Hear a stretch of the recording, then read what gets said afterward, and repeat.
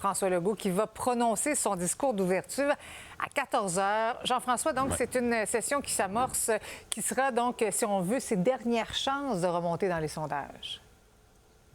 Oui, on le sait, là, la CAQ est très loin dans les sondages en ce moment. Et après la défaite dans Arthabasca au début du mois d'août, le premier ministre Legault a décidé un peu de changer les choses. On sait, il y a eu le remaniement ministériel et également, il y a eu l'élaboration de 4 champs d'action donc pour tenter d'aller de travailler sur différents thèmes pour que les Québécois retournent à la CAQ. On le sait, c'est la sécurité publique, l'identité, l'économie et également l'efficacité. On parle dans l'efficacité de, bien entendu, l'efficacité gouvernementale, donc réduire dans les ministères, mais on veut aussi s'attaquer, on le sait, aux syndicats, aux médecins. Donc, il y a pas mal de choses à faire au cours de cette session-ci et on a vu au cours de la fin de semaine François Legault qui se comparait, on le sait, là, à Rocky pour ce dernier round.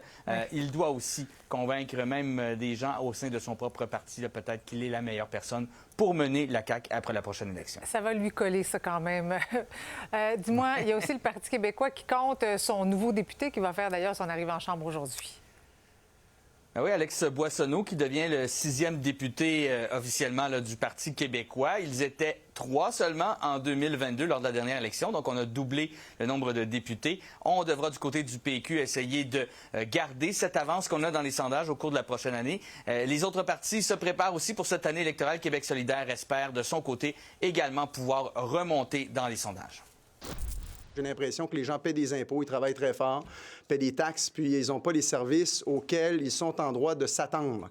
Ça vaut pour la santé, ça vaut pour l'éducation, ça vaut pour les parents qui viennent d'avoir un enfant, qui ne sont pas en mesure d'avoir une place en CPE. Je l'ai entendu beaucoup, ça, durant la campagne dans Arthabasca. C'est vrai que ce que les gens ont beaucoup entendu parler de Québec solidaire, c'était des conflits. Et tout ça est derrière nous. Tout ça est terminé. On regarde vers l'avant pour être cette porte-voix pour les gens qui aujourd'hui sont découragés par l'état du monde.